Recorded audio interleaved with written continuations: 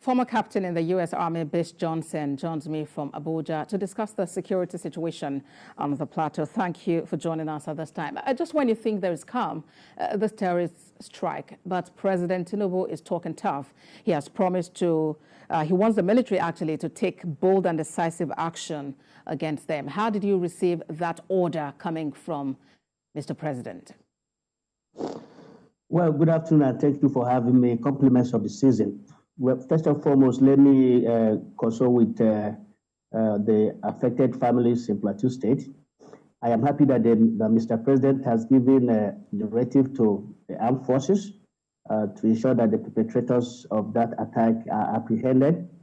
I also commend the various political leaders who have visited the affected persons in Plateau State to commiserate with them and to make sure they provide the basic necessities that they need for now. But the most important thing that we can do for these people as a country and the government can do is to ensure that these things don't continue to happen. This is not the first time that incident like this has happened in the Plateau. This is not the first time a president had given directive to security agencies to make sure that they fish out these people and make sure that they are punished. So we keep hearing marching orders, fish out the people, but the problems continue to persist. So I think that we need to do things a little differently. We have to find out why is it that these things are occurring regularly? Who are the perpetrators?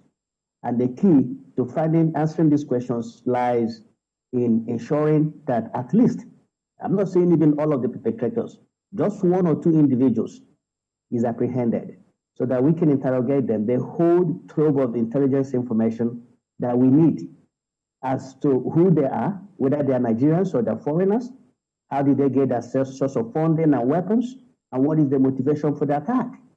If we can do this, we'll be able to put in place a master plan or measures that will counter these people and their narrative and stop these incidents from happening over and over and over again. All right. It's unfortunate.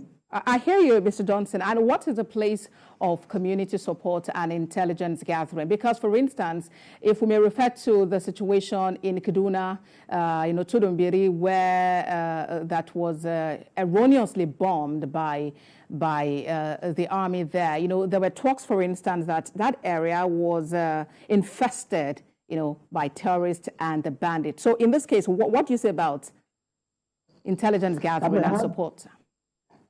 Fine. Intelligence gathering we must do. We must do more of intelligence gathering. But I am also hearing from certain communities, there was one in Taraba State in which 8 people were killed. The honorable member representing that federal constituency said that they had alerted the security agencies about the impending attack and no action was taken. So sometimes it's not about intelligence or community policing. Sometimes it's about the ability of our security agencies to respond quickly and as appropriately as possible. Do you think the security agencies could be overwhelmed, Mr. Johnson?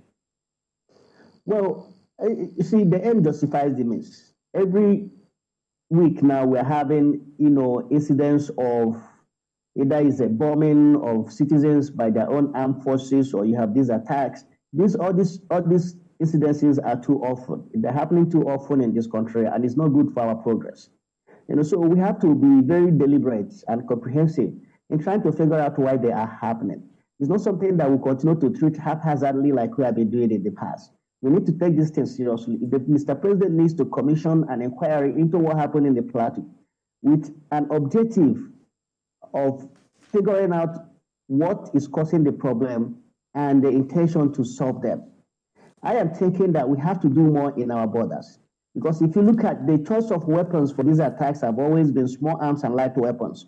Whether it's the trend that derailed the Abuja Bank Kaduna trend that was derailed, it was small arms and light weapons that those guys used. They removed bolts and spikes and nuts on the rail. It derailed the trend, even as they lay ambush with small arms and light weapons. At the end of the day, 8 people were killed, 65 taken hostages. So let us pay more attention to our borders. According to the current Minister of Interior, there are over 1,400 illegal crossing points along our borders.